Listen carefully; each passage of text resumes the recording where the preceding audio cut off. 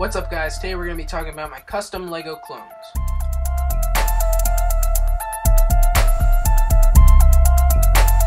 So here's the first clone.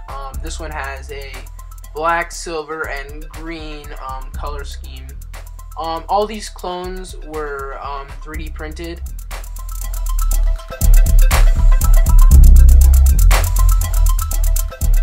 Here is the second clone. This one has a red, black, and silver color scheme. Unfortunately, this one's arms printed out really bad and they weren't able to be used.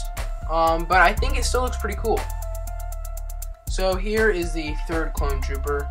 Unfortunately, the filament that I used to print this one with, the paint wouldn't stick to it very well, so on the sides you can still see some of that red color from the filament. But it's still a pretty cool clone trooper. The matte black and the silver work really well together. So here is our final clone trooper. This one has a purple and silver color scheme.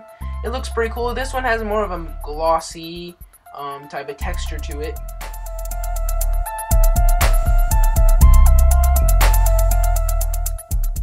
So those are all my custom clone troopers.